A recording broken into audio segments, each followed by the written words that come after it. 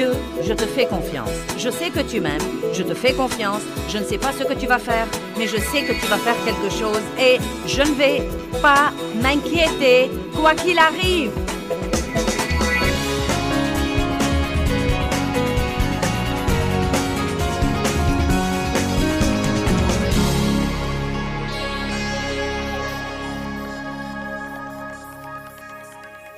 Père, nous te rendons grâce pour la parole aujourd'hui et je prie que les vies des gens changent. Je ne veux que personne vienne à cette conférence et qu'il ait l'impression d'avoir perdu son temps. Je veux que le message soit bien compris et qu'il porte du fruit qui dure longtemps. Merci Seigneur pour avoir aidé. Au nom de Jésus, Amen. Jésus a dit, « Venez à moi, vous tous qui êtes fatigués et chargés et accablés. » Et ça s'applique à tout le monde dans notre société aujourd'hui. Et moi, je vous donnerai du repos. Or, le repos dont il parle n'est pas un repos du travail, mais c'est un repos intérieur. Un repos pour votre pensée, pour votre volonté et pour vos émotions pendant que vous faites tout ce que vous devez faire dans la vie. Puis il continue. Prenez mon joug sur vous et apprenez de moi. Et nous avons parlé de ça hier soir.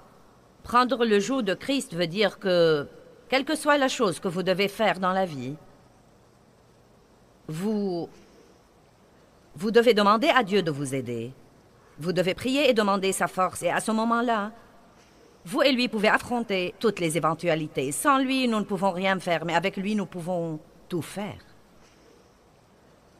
Cela veut dire aussi que bien que des choses désagréables puissent survenir dans notre vie, des personnes désagréables, des défis, des choses que nous aurions certainement voulu ne pas avoir à affronter, nous croyons que Dieu ne nous tente pas par le mal ou par des choses mauvaises, mais qu'il utilise ces choses pour notre maturité spirituelle. Nous avons dit que Dieu mettra parfois dans une relation, disons dans un mariage, il mettra une personne ordonnée avec une personne désordonnée.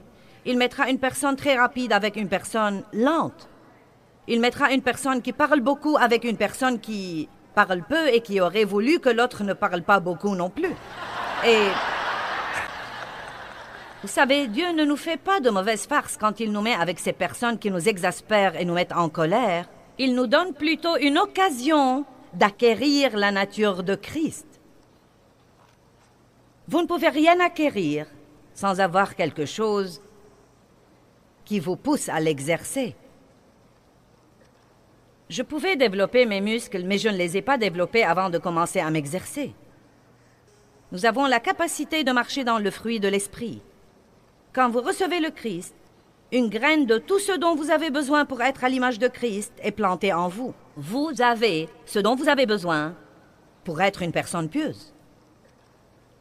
Mais ces choses ne se développeront jamais en vous si vous n'avez pas une raison qui vous pousse à les exercer et les exercer et les exercer et les exercer. J'ai une graine de patience en moi. Mais bien que je fusse régénérée, il y a très longtemps, j'étais extrêmement impatiente. Cela a probablement été un des plus grands défis dans ma vie. Mais avec les années, j'ai dû faire face à des choses où je n'y pouvais rien. Et j'ai dû supporter des situations dont je n'avais aucun moyen de me débarrasser. Et la patience s'est en fait de plus en plus développée en moi. Et la chose intéressante, c'est que plus je patientais, plus je me reposais. Plus nous arrêtons de stresser à cause des choses, plus nous avons du repos à l'intérieur de nous. Donc, il dit, « Prenez mon joug sur vous et apprenez de moi, car je suis doux, modeste et humble. » Et une personne humble ne résiste pas à tout ce qui arrive dans sa vie. Résister à Dieu est la chose la plus inutile que nous puissions faire. Mais vous savez, une personne humble s'humilie sous la main puissante de Dieu, qui, quand le temps sera venu, pourrait vous exalter et vous élever. Une personne humble ne perd pas son temps à essayer de se délivrer. Elle sait que Dieu seul peut la délivrer. Une personne humble ne perd pas son temps à essayer de faire ce que Dieu seul peut faire.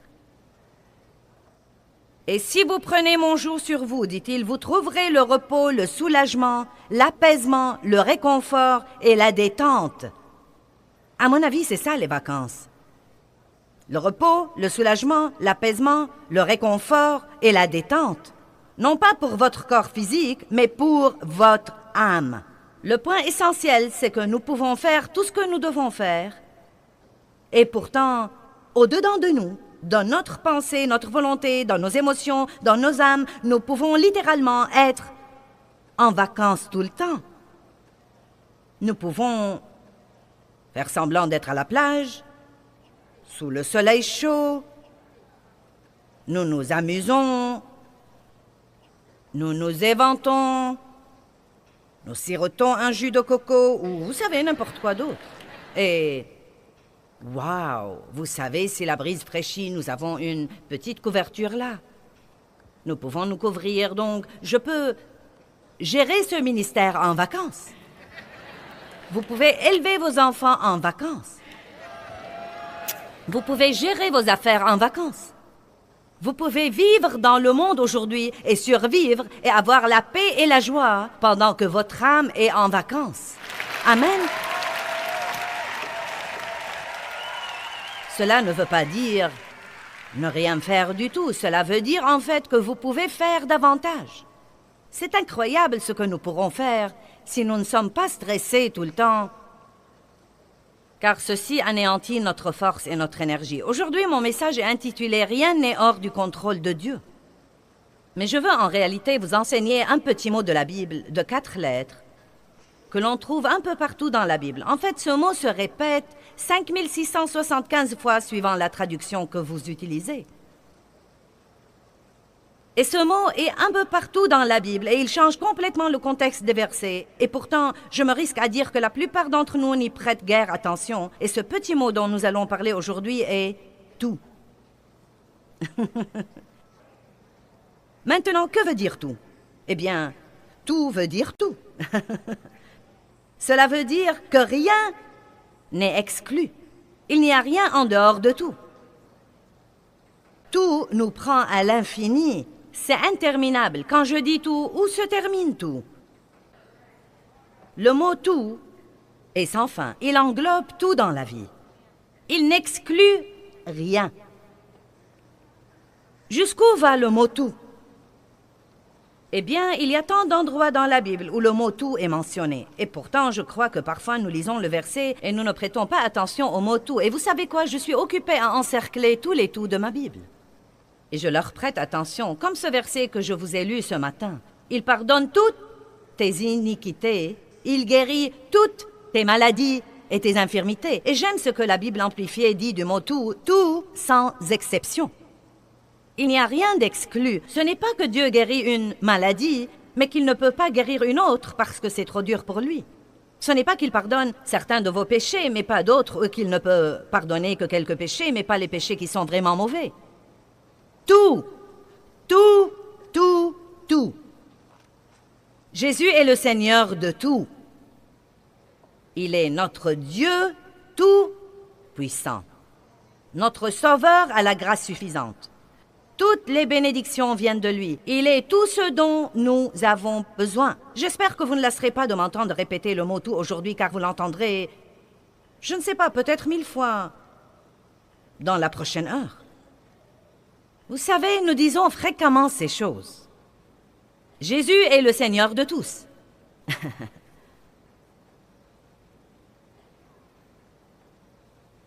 Il a tout pouvoir. Il pardonne tous mes péchés. Mais je me risque à dire que nous ne croyons vraiment pas ça. D'une manière ou d'une autre, nous ne comprenons pas que ça inclut tout. Le mot « tout » ne laisse rien hors du contrôle de Dieu. Par exemple, Jean 21, 17 dit « Seigneur, tu sais toutes choses. » Oh. Cela veut dire qu'il sait la mauvaise attitude que vous avez adoptée ce matin avant de venir ici. Cela veut dire qu'il sait comment vous avez agi hier soir en essayant de sortir du parking.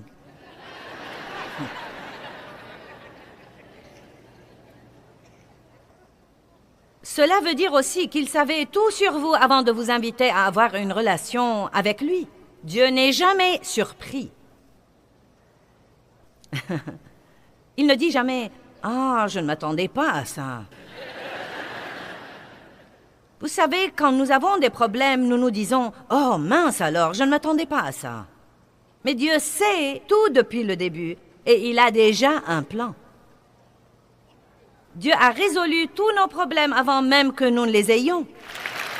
Et si nous pouvons comprendre à quel point il est tout-puissant et omnipotent et universel, nous pourrons vivre la vie pendant que notre âme est en vacances. Car bien que nous ne sachions pas ce que nous devrions faire, nous connaissons celui qui sait tout. Dieu sait, quand vous avez un problème et que quelqu'un vous dise « Que vas-tu faire ?» vous pouvez dire tranquillement « Je ne sais pas, mais ça n'a pas d'importance parce que je connais celui qui sait. » Si vous saviez pour combien d'années de ma vie j'étais malheureuse en essayant de comprendre des choses que Dieu seul savait et n'allait pas me révéler. Pourquoi Dieu, pourquoi? Quand Dieu, quand? Pourquoi Dieu, pourquoi? Quand Dieu, quand? Dieu sait tout et il fera ce qu'il voudra, quand il voudra. Et il ne nous dit pas beaucoup de choses, car si nous croyons que nous savons tout, nous ne nous fierons pas à lui. Il veut que nous nous fions à lui, même quand nous ne comprenons pas. Il veut que nous ayons confiance en lui quand les choses n'ont aucun sens. Il veut que nous ayons confiance en lui quand tout semble si injuste. Il veut que nous ayons confiance en lui quand notre douleur est insupportable. Il veut nous entendre dire une chose: Dieu, je te fais confiance. Je sais que tu m'aimes, je te fais confiance. Je ne sais pas ce que tu vas faire, mais je sais que tu vas faire quelque chose et je ne vais pas m'inquiéter quoi qu'il arrive.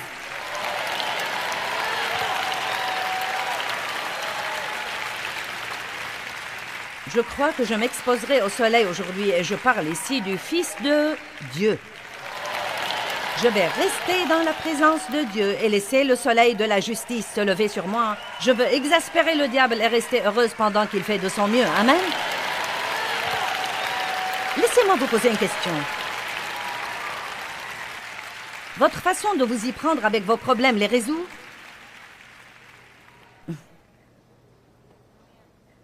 La moitié du temps, nous pensons et nous raisonnons, puis nous pensons que nous avons compris quelque chose pour découvrir par après que nous ne savons rien de rien. Le souci ressemble à s'asseoir dans un fauteuil à bascule toute la journée. Cela vous occupe toute la journée.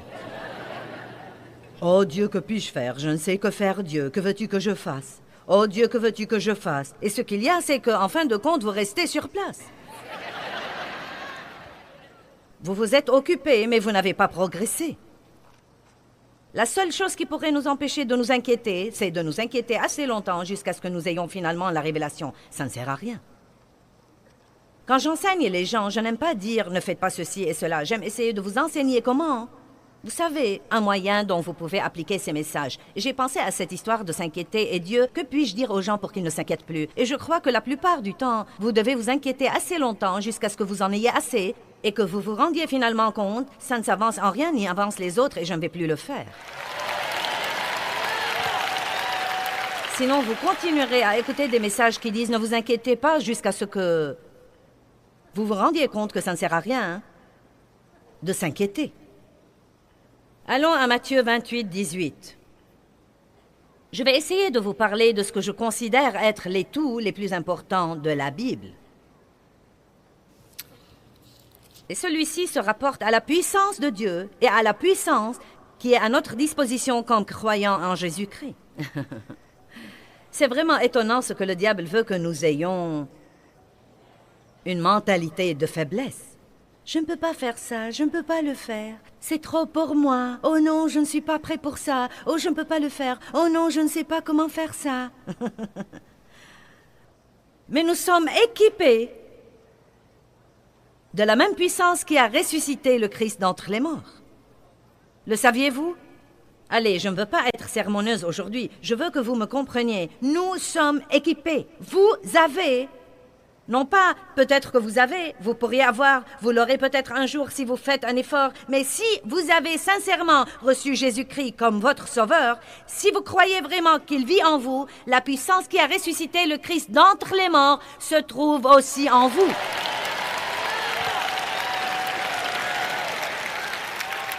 Oubliez donc les « je ne peux pas » et les « mais ». Eh bien, vous savez, eh bien, mais je sais, mais. Eh bien, vous savez, je sais, mais. Eh bien, je ne peux pas, je ne peux pas, je ne peux pas. J'ai entendu une fille dire cette semaine, les miracles viennent avec les « je peux ». Je puis toutes choses par le Christ, qui me fortifie. Matthieu 28. Et Jésus, s'approchant, leur parla, disant, « Tout pouvoir, toute autorité, dans le ciel et sur la terre, m'ont été donnés. Allez donc et faites des disciples de toutes les nations, les baptisant au nom du Père et du Fils et du Saint-Esprit, leur enseignant à garder toutes les choses que je vous ai commandées. Et voici, je suis avec vous tous les jours, jusqu'à la fin du monde. » Dieu, je ne sens vraiment pas ta présence. J'ai prié ce matin et je n'ai pas senti que Dieu était quelque part, même pas dans le quartier. Eh bien, ne vous inquiétez pas de ce que vous ressentez. Arrêtez de laisser vos sentiments voter. Jésus est avec vous tout le temps. Il a dit, voici, je ne vous laisserai point et je ne vous abandonnerai point. Jésus a dit, je serai avec vous tous les jours de votre vie. Allez, ne spiritualisez pas trop ce verset. Quelle est la chose que vous sentez que Dieu vous demande de faire dans la vie? Êtes-vous dans un mariage difficile, mais vous sentez que Dieu vous demande de tenir bon? Avez-vous un enfant qui est sur le point de vous rendre folle, mais vous savez que vous devez rester avec lui et croire en lui et que Dieu va tout arranger?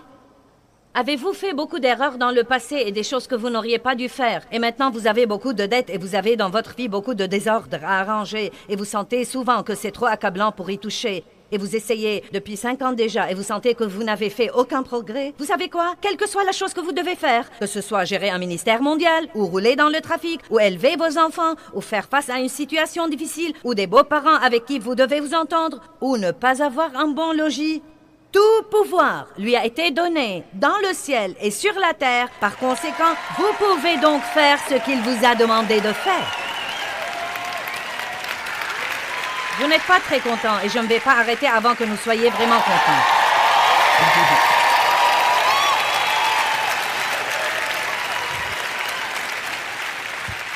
Les gens me demandent tout le temps, qu'est-ce que ça te fait d'avoir à faire tous ces voyages et à t'éloigner tout ce temps de la maison? Je ne me pose jamais la question. Arrêtez de vous demander ce que vous ressentez, car sinon vous aurez toujours de mauvaises réponses. Ne vous demandez pas ce que vous pensez. Faites simplement ce que vous savez dans votre esprit que Dieu veut que vous fassiez. Si Dieu vous a dit de rester dans une situation difficile et ne pas abandonner parce qu'il veut vous utiliser, ne restez pas là à ne rien faire et à vous demander ce que vous ressentez et à parler à tout le monde de ce que vous ressentez et à parler à tout le monde de ce que vous ressentez et à parler à tout le monde de ce que vous ressentez et à parler à tout le monde de ce que vous ressentez et à parler à tout le monde de ce que vous ressentez. Quand les gens vous demandent « Qu'est-ce que ça te fait ?» dites « Je ne sais pas, je ne me demande jamais. Je fais simplement ce que je crois que Dieu m'a mis dans le cœur. Je fais simplement ce qu'il me dit de faire. »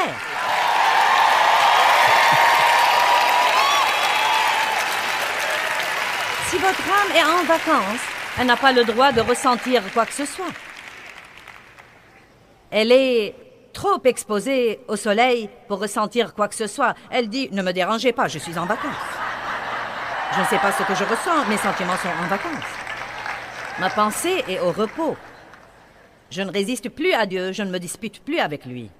C'est le joug que je dois prendre. Tout pouvoir lui a été donné et il est en moi. Et je peux faire tout ce que je dois faire par Christ qui me fortifie. Que tout le monde dise tout. Bien, allez à Éphésiens 1, 19. Chaque fois que vous êtes tenté de dire « Eh bien, je ne crois pas que je peux faire ça », rappelez-vous tout le pouvoir dans le ciel et sur la terre, toute la puissance, la même puissance qui a ressuscité Christ d'entre les morts, et si elle demeure en moi, elle ressuscitera mon corps mortel qui a 65 ans. Allez, vous n'avez pas d'excuse pour ne rien faire. J'aurais voulu faire quelque chose pour Dieu, mais j'ai des enfants à élever. Ce qu'il y a, c'est que vous devez faire quelque chose. Vous devez faire quelque chose qui porte vraiment du bon fruit dans la vie de quelqu'un d'autre. Vous devez toujours aider les autres. Verset 19. Paul a prié pour l'Église, j'aime ça. Il dit, pour que vous sachiez et compreniez. Nous avons beaucoup de dons, mais nous ne savons pas que nous les avons. Si vous ne savez pas que vous les avez, vous ne pouvez pas les utiliser. Pour que vous sachiez et compreniez quelle est la grandeur infinie, illimitée, exceptionnelle de sa puissance en nous et pour nous qui croyons. Maintenant, si vous ne croyez pas que cette puissance est à votre disposition, elle ne sera pas libérée en vous. Je vais répéter, si vous ne croyez pas que cette puissance est à votre disposition, elle ne sera pas libérée en vous. Tout ce que Dieu veut nous donner est libéré dans notre vie. Il a déjà été acheté et payé par le sang de Christ, mais il est libéré dans notre vie par la foi. Nous devons vraiment croire ce que dit la parole de Dieu. Et là encore, vous devez croire ce que dit Dieu plus que ce que disent vos sentiments, ce que dit votre pensée, ce que dit votre expérience et ce que disent vos amis. Verset 20. Qu'il a déployé en Christ, en le ressuscitant des morts et en le faisant asseoir à sa droite dans les lieux célestes, au-dessus de toute domination, de toute autorité, de toute puissance, de toute dignité et de tout nom qui se peut nommer, au-dessus de tout titre qui peut être conféré non seulement dans le siècle présent et le monde présent, mais encore dans le siècle et le monde à venir. Il a mis toutes choses sous ses pieds. Vous dites, eh bien, oui, mais c'est le Christ, c'est sous ses pieds. Eh bien, nous sommes son corps. Il est la tête et nous sommes son corps. Donc, si toutes choses sont sous ses pieds, elles sont sous nos pieds.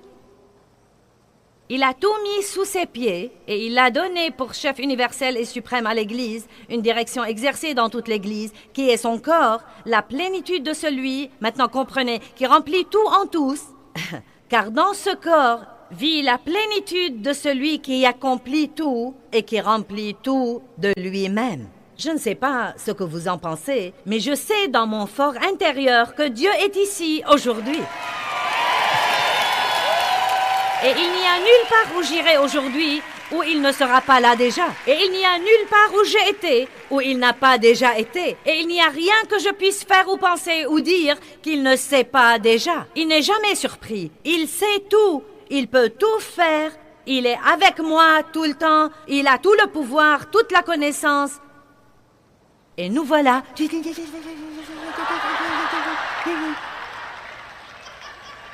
Allez, débarrassez-vous des foutaises. Ouh! Il est temps d'adopter une nouvelle attitude et de savoir qui nous sommes en Christ.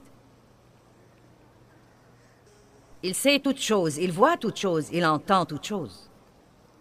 Il a tout le pouvoir. Bon, c'est le premier tout dont nous voulons parler. Il a tout le pouvoir et il vit en moi, donc je peux faire tout ce que je dois faire.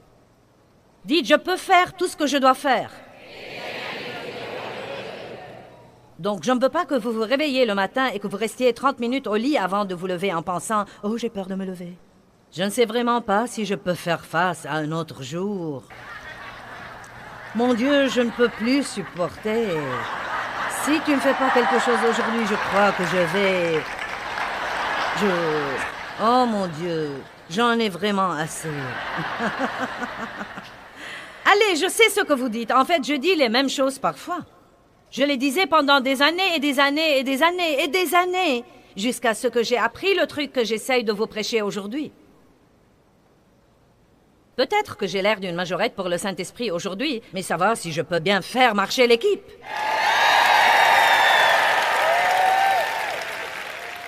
Maintenant, combien de nos péchés nous a-t-il pardonnés? J'aime ça. Ésaïe 38, 17 dit, « Écoutez bien, tu as jeté tous mes péchés derrière ton dos. » Maintenant, j'aime ça parce qu'il ne dit pas qu'il les a mis de côté au cas où il aimerait les vérifier. Il n'a pas pris mes péchés pour les mettre dans cette boîte au cas où il aurait besoin de quelque chose pour me donner un coup sur la tête plus tard.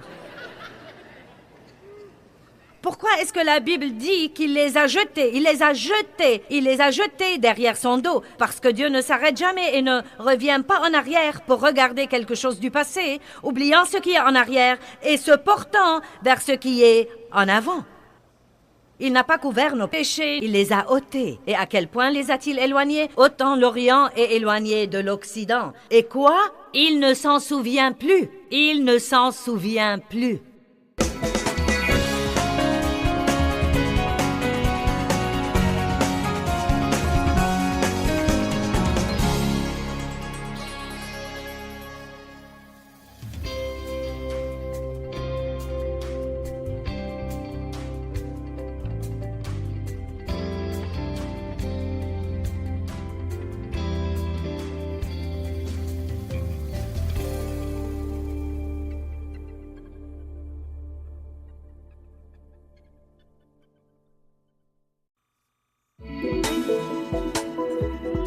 bien, le Seigneur soit loué. Dave va jouer au golf aujourd'hui. Et je suis là toute seule. Le Seigneur soit loué. J'aurais voulu qu'il m'emmène quelque part, mais Dieu, c'est mon joug et je vais le porter. Merci Jésus.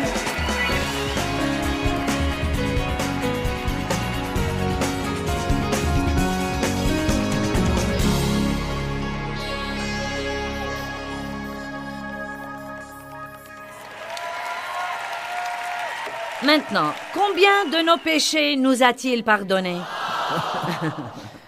J'aime ça. Ésaïe 38, 17 dit, « Écoutez bien, tu as jeté tous mes péchés derrière ton dos. » Maintenant, j'aime ça parce qu'il ne dit pas qu'il les a mis de côté au cas où il aimerait les vérifier. Il n'a pas pris mes péchés pour les mettre dans cette boîte au cas où il aurait besoin de quelque chose pour me donner un coup sur la tête plus tard. Pourquoi est-ce que la Bible dit qu'il les a jetés? Il les a jetés derrière son dos, parce que Dieu ne s'arrête jamais et ne revient pas en arrière pour regarder quelque chose du passé, oubliant ce qui est en arrière et se portant vers ce qui est en avant. Il n'a pas couvert nos péchés, il les a ôtés. Et à quel point les a-t-il éloignés? Autant l'Orient est éloigné de l'Occident. Et quoi? Dieu ne s'en souvient plus du tout.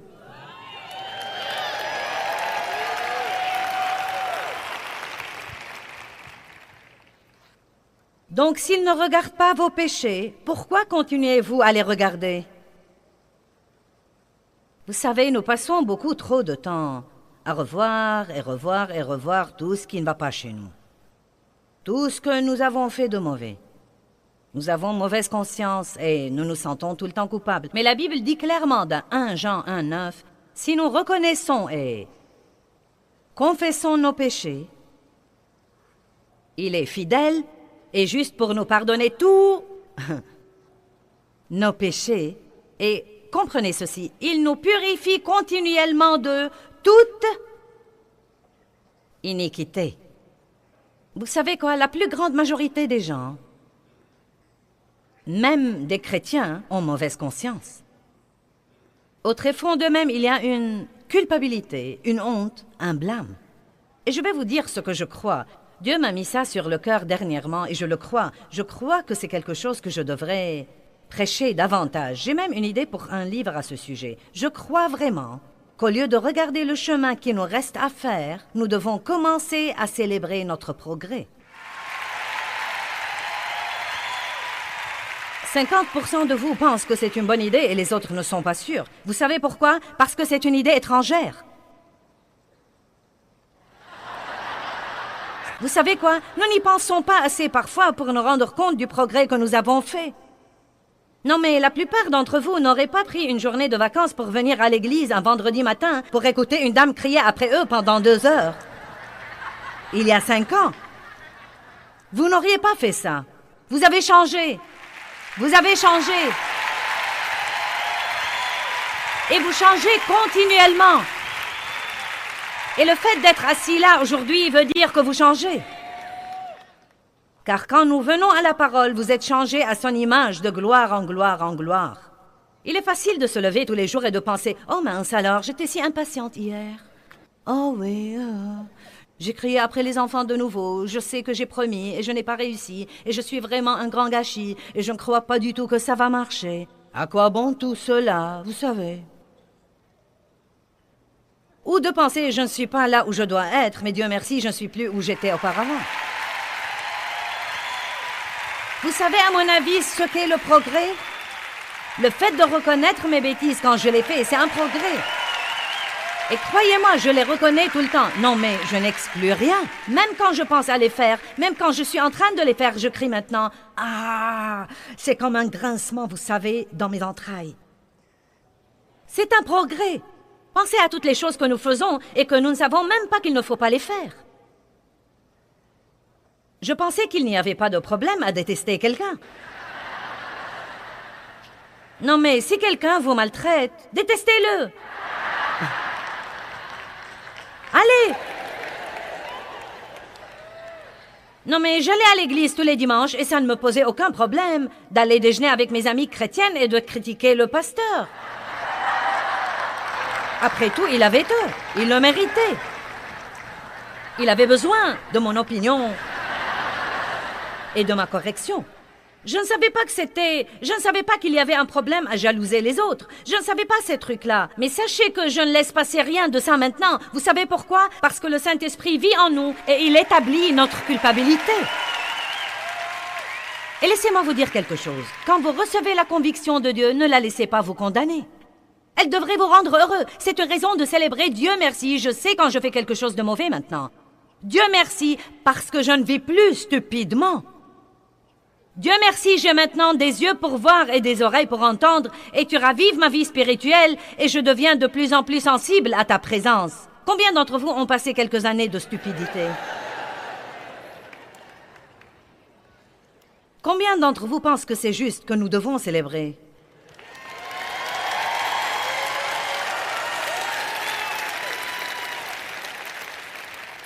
Je vous défie d'aller déjeuner avec quelqu'un et au lieu de rester là à parler de tous vos problèmes et de tout ce qui ne va pas et de tous les trucs stupides que vous faites toujours, pourquoi ne pas parler de votre progrès? Vous savez quoi? Il y a 30 ans, quand je ne faisais pas à mon idée en tout, je restais en colère pour 3 semaines et n'adressais pas la parole à Dave.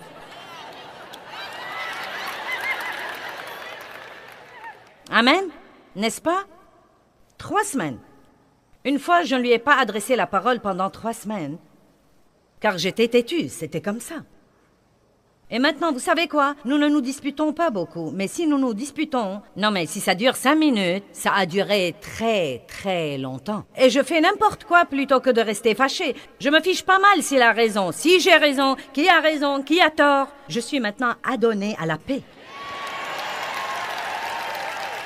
Je ne laisserai personne me marcher sur les pieds et cela ne veut pas dire que je n'affronterai ce que je devrais affronter. Mais je vais vous dire ce que j'ai découvert. Ça ne sert à rien de me fâcher s'il veut regarder un match le dimanche et que je préfère qu'il ne le regarde pas parce qu'il va le regarder. Donc je ferai aussi bien d'aller me promener quelque part et de bien m'amuser. Amen. Eh bien, le Seigneur soit loué. Dave va jouer au golf aujourd'hui. Et je suis là toute seule. Le Seigneur soit loué. J'aurais voulu qu'il m'emmène quelque part, mais Dieu, c'est mon joug et je vais le porter. Merci Jésus.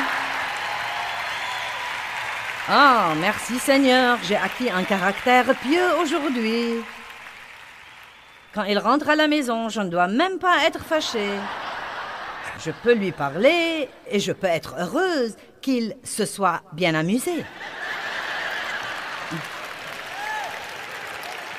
Combien d'entre vous ont été longtemps en colère à cause de trucs à l'égard desquels vous ne pouvez rien faire?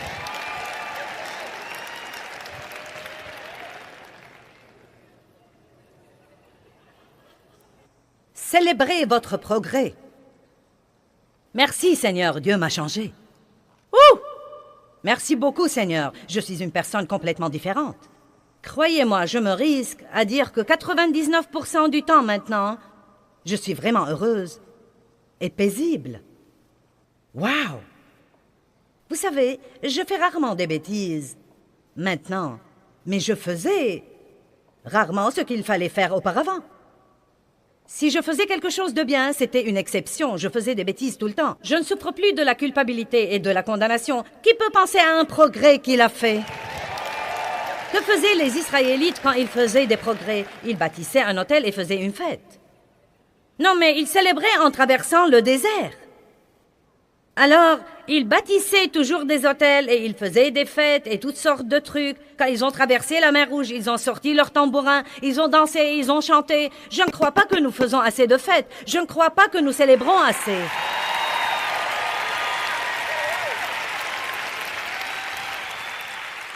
Les chrétiens...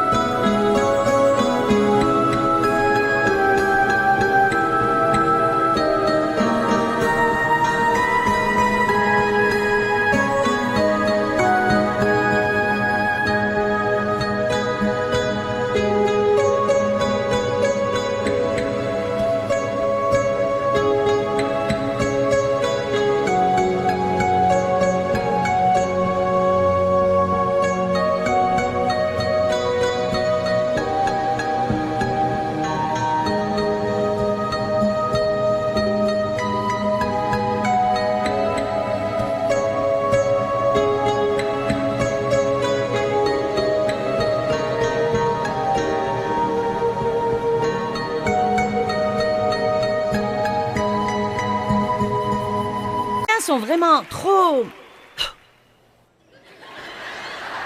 intense.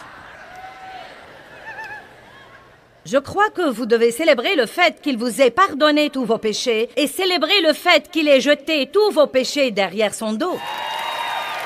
Et oui, nous faisons toujours des erreurs, mais ça ne surprend pas Dieu parce qu'il sait tout. Non, mais il savait tout ce que nous allons dire, toutes les pensées que nous allons penser, toutes les erreurs que nous allons faire avant de nous dire « Je t'adopte dans ma famille, je te choisis comme mon enfant. Il vous connaît mieux que vous ne vous connaissez vous-même et il n'est pas le moins du monde rebuté par vos erreurs. »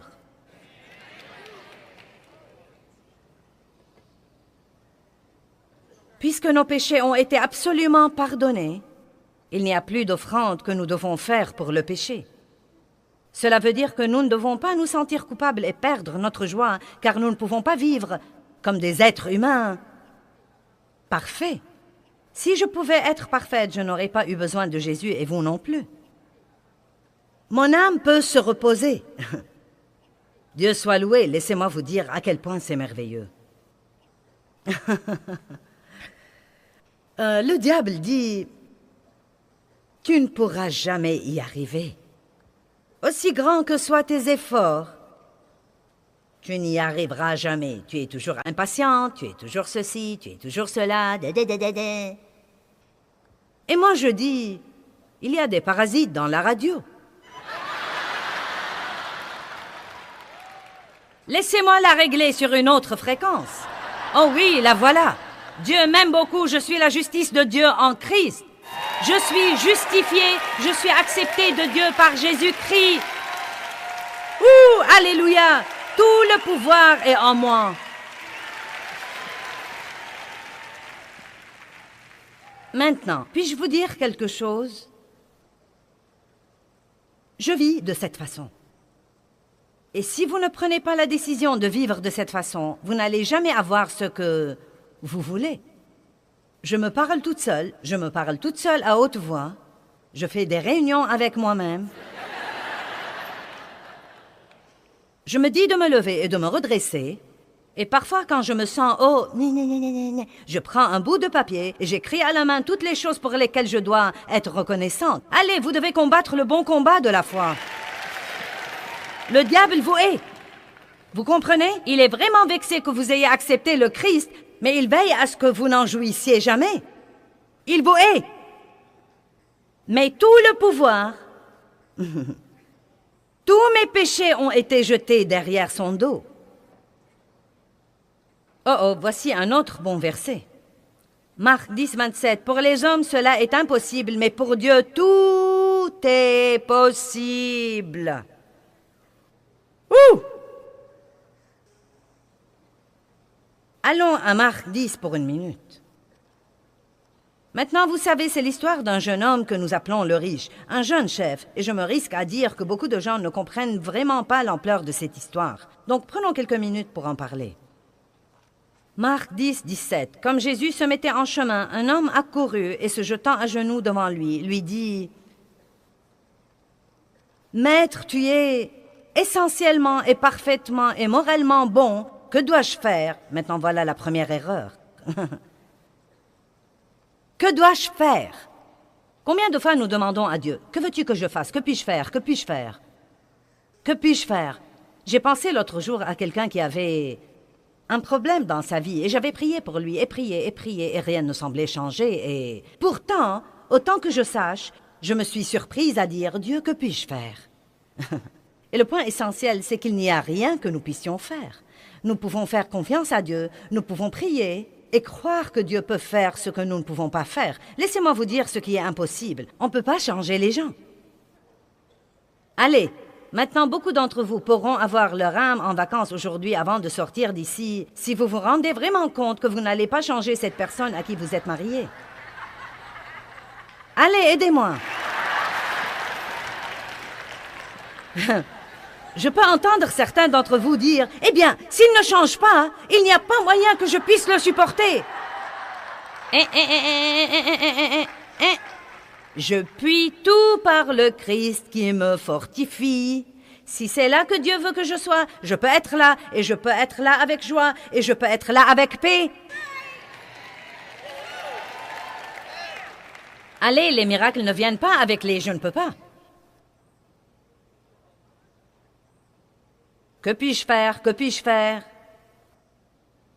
Vous ne pouvez pas changer l'économie, vous ne pouvez pas changer... Oui, vous pouvez instruire vos enfants, mais vous ne pouvez pas en faire ce que vous voulez qu'ils soient. Vous ne pouvez pas les rendre plus intelligents et les amener à étudier davantage. Instruisez-les selon la voie à suivre, faites de votre mieux, puis donnez-les à Dieu.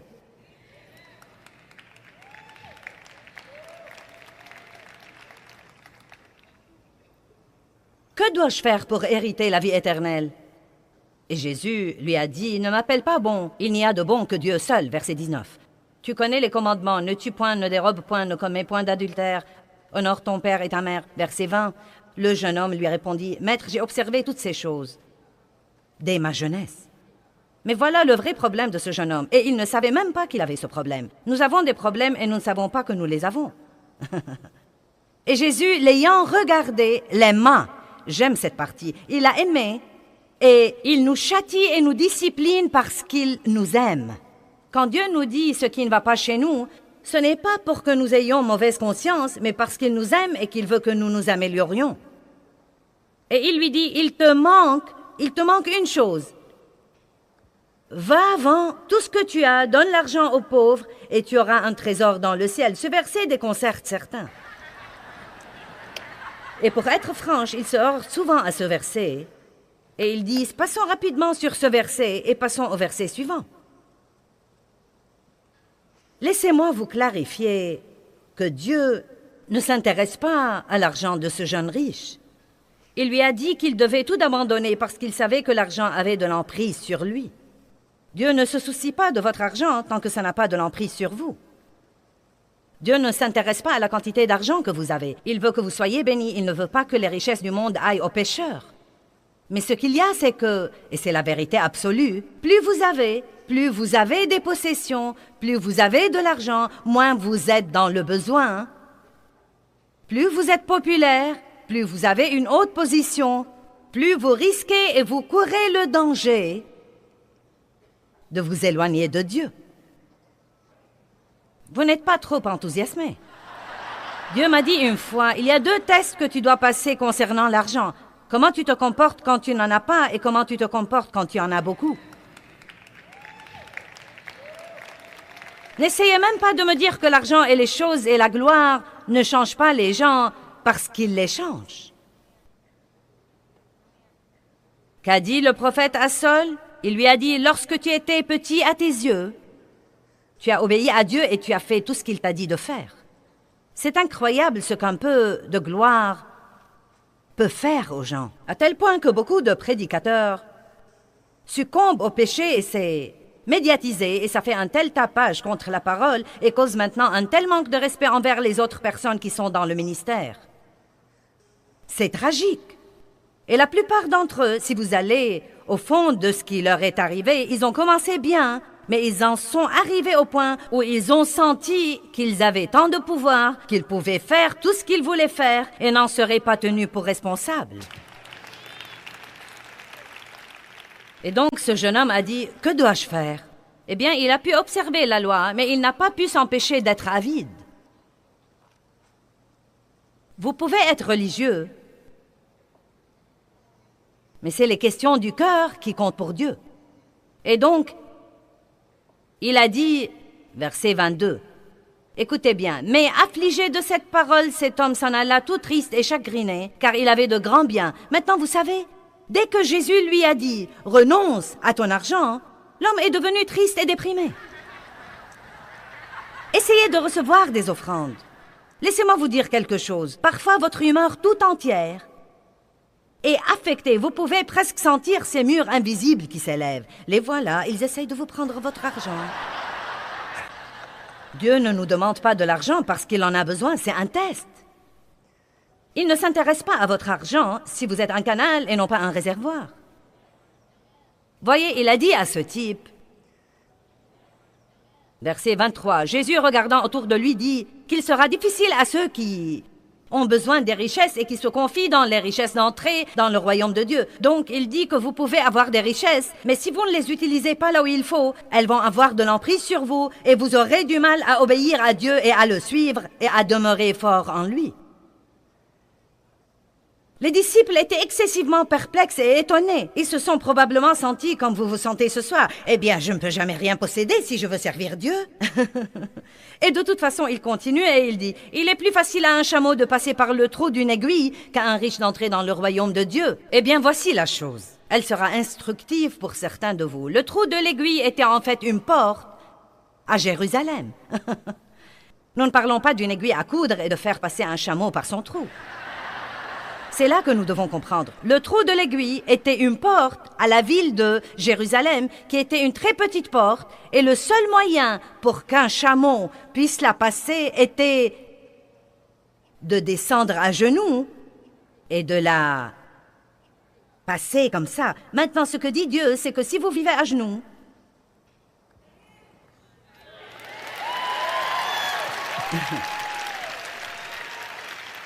si vous vivez à genoux, et si vous restez fidèle à Dieu, et si vous le faites passer avant tout, sans jamais faire passer les choses, la gloire, la fortune, ou ce que pensent les gens de vous avant Dieu, il ne s'intéresse pas à ce que vous avez. Mais il savait que ce jeune homme avait un problème. Il savait que son argent était tout pour lui. Et c'est vraiment bon pour nous, parfois, que Dieu nous demande quelque chose que nous ne nous attendions pas à ce qu'il nous demande. Quelque chose de plus, parce que nous découvrirons vite combien notre truc compte pour nous quand Dieu commence à nous le demander, alors que nous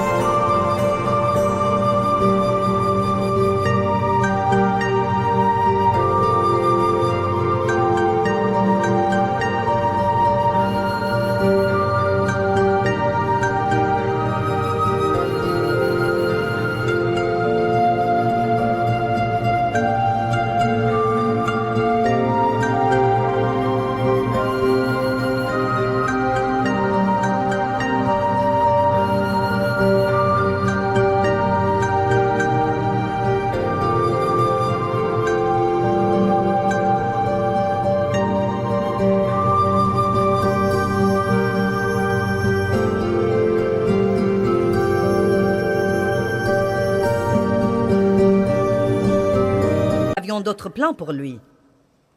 Oh, vous n'êtes pas content?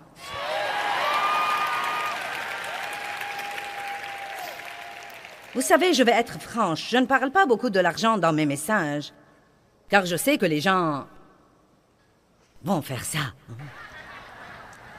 Mais j'ai juste eu envie de le faire ce matin.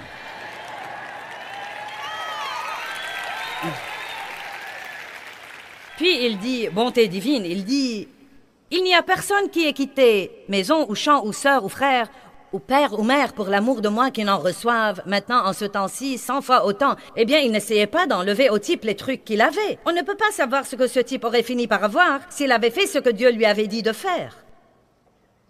Que diriez-vous d'une récompense au centuple? Et donc, ses disciples étaient tous vexés, et qui entrera donc dans le royaume des cieux? Et ils étaient déprimés, et ils pensaient, nous ne pourrons jamais rien posséder et aller au ciel. Il leur a dit, pour les hommes, cela est impossible, mais pour Dieu, toutes choses sont possibles. Amen. Donc je pense que nous pouvons avoir les plus importantes positions. Nous pouvons être les héros dont les gens ont besoin. Nous pouvons être les stars que le monde veut regarder. Ils ne devraient pas toujours être du monde. Je crois que les chrétiens devraient être stars de ciné et que les chrétiens devraient être stars de musique et que les chrétiens devraient être des héros et que les chrétiens devraient être des stars sportives. Je le crois vraiment.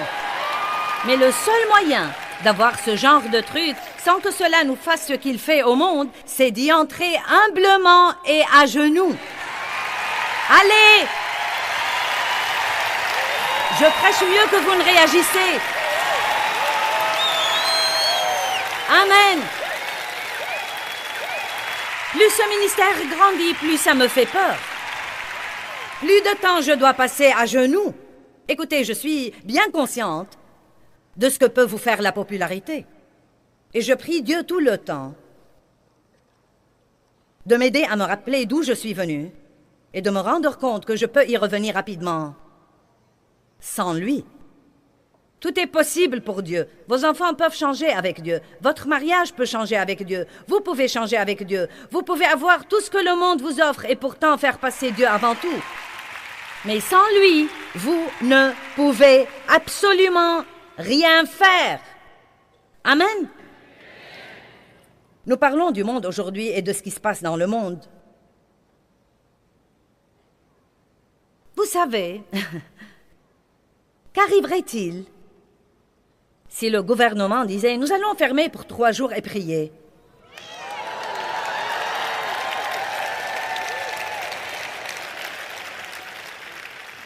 Et je sais qu'il y a des politiciens qui me regardent secrètement, mais si vous êtes là à me regarder aujourd'hui, si vous ne pouvez pas demander au groupe de prier, priez vous-même. Et ouvrez la bouche si vous êtes chrétien et dites « Nous devons prier, rien ne va marcher si nous ne commençons pas à chercher Dieu ».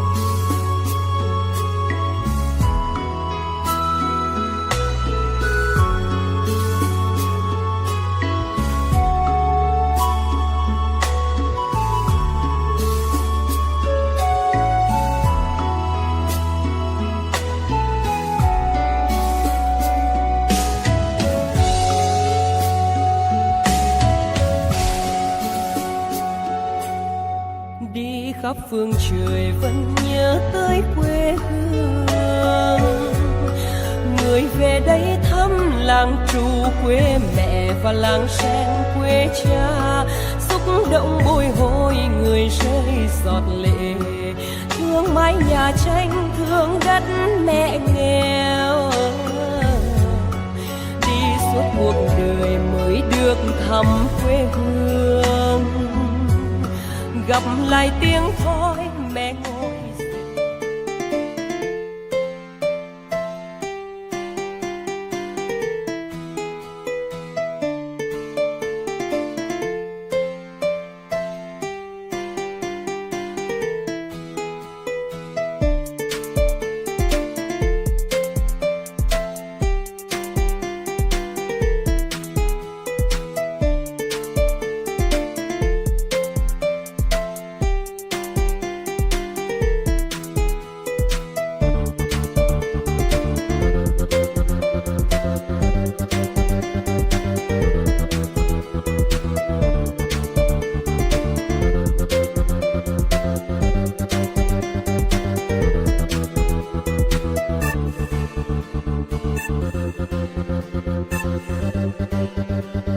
Thank you.